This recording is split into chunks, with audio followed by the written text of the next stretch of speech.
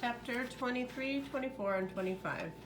Luke let the kitchen door slam behind him and didn't care. He was so mad, his eyes blurred. The nerve of her saying, "I don't have time for you." Who did she think she was? He tramped up the stairs. She'd always thought she was better than him, just because she was a baron, showing off with her soda and her potato chips and her fancy computer. So what? It didn't mean she was special, just because her parents had lots of money. It wasn't like she'd earned it or anything. Who was she anyway? Just some dumb old girl. He wished he'd never gone over there. All she did was brag, brag, brag, and show off. That's all the rally was, anyhow, showing off. Hey, look, I'm a third child, and I can go to the president's house, and nobody will hurt me. He hoped someone shot her. That would show her. Luke stopped in the middle, pulling the attic door shut behind him. No, he took that back. He didn't want anyone to shoot her. His knees went weak, and he had to sit down on the stairs. All his anger suddenly turned to fear. What if someone did shoot her? He remembered the sign she'd asked if he wanted to carry. Give me liberty or give me death. Was she serious? Did she expect to? He stopped himself from thinking the rest. What if she never came back? He should go, if only to protect Jen. But he couldn't. Luke buried his face in his hands, trying to hide from his own thoughts. Mother found him there, hours later, still crouched on the stairs. Luke! Were you getting impatient, waiting for me to get home? Did you have a nice day? Luke stared at her as though she were a vision from another life. He started, ready to spill everything. He couldn't hold it all in. Mother felt his forehead.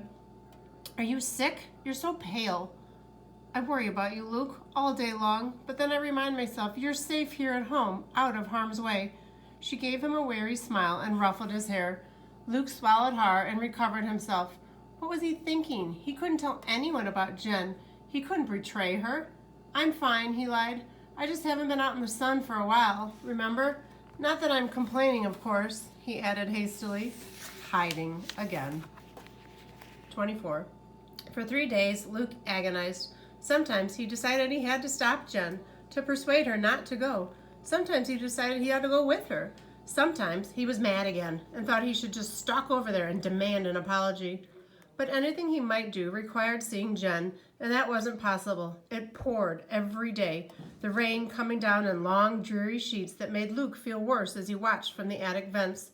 Downstairs he could hear Dad stomping around, muttering every now and then about the time and the topsoil being lost with every raindrop.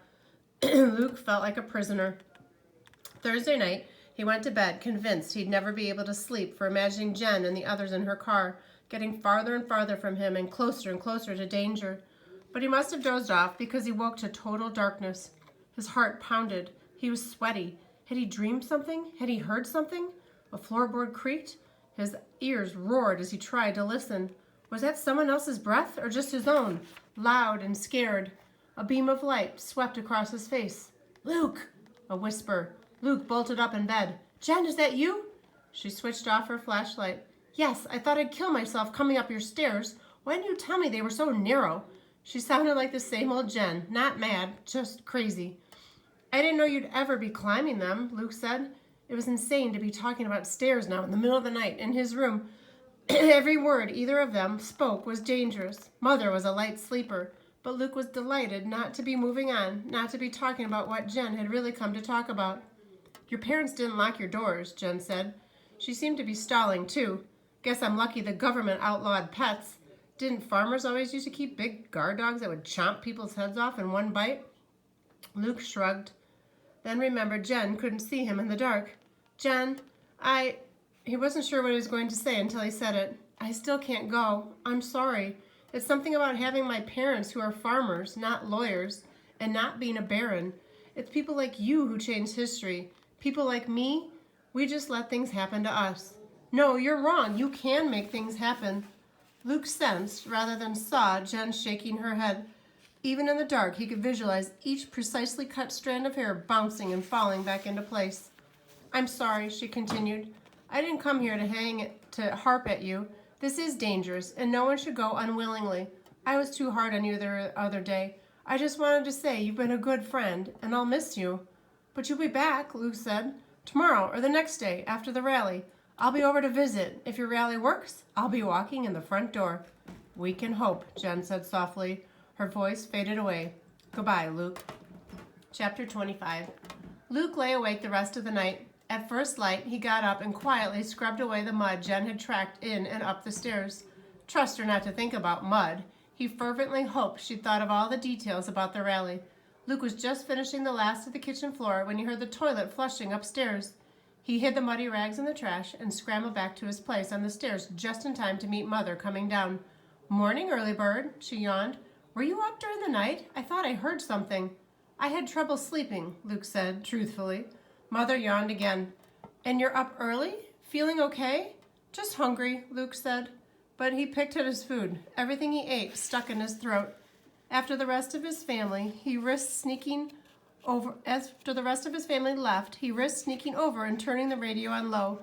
There were weather reports and commercials for soybean, seed, and lots of music. Come on," he muttered, keeping one eye on the side window, watching for Dad. Finally, the radio voice announced the news. Someone's cattle had gotten out and caused a minor car wreck. Nobody hurt. A government spokesman predicted a poor planting season because of all the rain. Nothing about the rally. Dad came back toward the house. Luke snapped off the radio and bolted for the stairs. At lunch, Dad forgot to turn the radio on, and Luke had to remind him. The announcer promised a big story after the commercials. His sandwich gone, Dad reached over to turn the radio off. No, wait, Luke said. This might be interesting. Dad, but then he waited. The announcer came back. He cleared his throat and declared that new government statistics proved last year's alfalfa harvest had set a record for the decade. It was like that for days. Luke kept waiting, desperate to hear anything, but the few times he could get to the radio, it said nothing. Every time Dad left the house for any length of time, Luke switched on the light by the back door, his old signal to Jen. He stared so hard, willing her answering light to go on, that he thought he would go blind. But there was nothing. He took to watching her house as obsessively as he had when he had first discovered her existence. There was no sign of her. The rest of her family came and went as usual. Did they look sad, happy, worried, at peace? From a distance, he couldn't tell. He got so desperate, he asked Mother if she'd thought about going over to visit the new neighbors, to welcome them to the area. She looked at him as if he were deranged. They've been there for months. They're hardly new anymore. And they're barrens, she said. She laughed in a way that didn't hide her bitterness. Believe me, they don't want us visiting. And what was she supposed to say? Nice to meet you. Now tell me everything about the child you never talk about. After a week, Luke did feel deranged. Every time anyone spoke to him, he jumped. Mother asked him, "Are you all right?" So many times he took to avoiding her, but he couldn't just sit in the attic waiting.